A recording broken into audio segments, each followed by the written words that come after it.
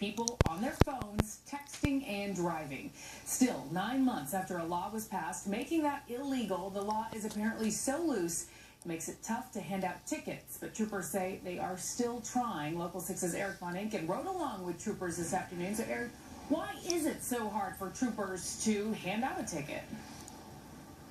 Well, Lisa, there's a lot involved with trying to write a ticket to somebody for texting and driving. Typically, troopers tell me what they do is they'll pull up alongside a car, and then they look for three things. First, they look for a phone.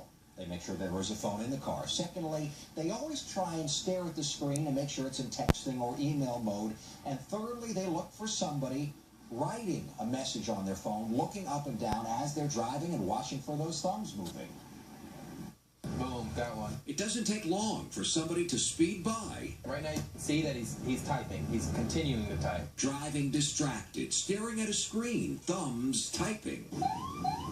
We're riding with Trooper Stephen Montiero, who pulls over this driver only after he is sure and can prove the man was texting and driving. Any reason why you're texting, boss? I don't know. This is bad habit. It's not good. Bad habit? Yeah.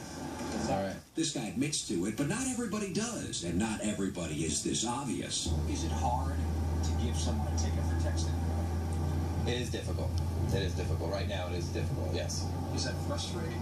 At times it is frustrating. Trooper Montiero has only handed out 4 tickets for texting and driving since the law went into effect October 1st. All troopers together across all of Central Florida have only handed out 215. And remember, collectively, they write hundreds of tickets a day. I have to find another violation that's taking place in order to make that traffic stop. Texting is a secondary violation, so to make a traffic stop, Montiero has to find a primary problem, like a taillight out, tint too dark. Or in this case, no seatbelt. What do you know about the texting law? No, the text. Well, what do you know about the texting?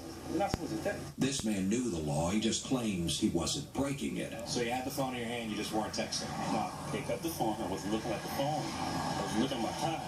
The trooper said you were looking at it for quite a long time. No.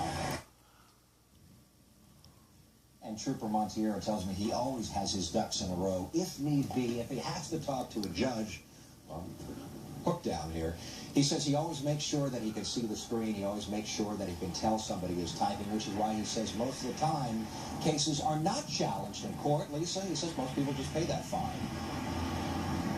Yeah, and Eric, that we understand the ticket doesn't put any points on your license. The fine is just $35, but that is apparently only the beginning. There are also some court fees and taxes that would go into this. Exactly right. It doesn't end up being just $35. When all that stuff adds up, the trooper says it's $114. So no, it's not just a slap on the wrist. Bottom line, don't text and drive. Thank you, Eric. That trooper must have some good eyesight to be able to see someone's texting screen inside the car next to him. You can certainly see a lot of people, though, on their phones, just driving down that 4 every day. Well, new at 6, they have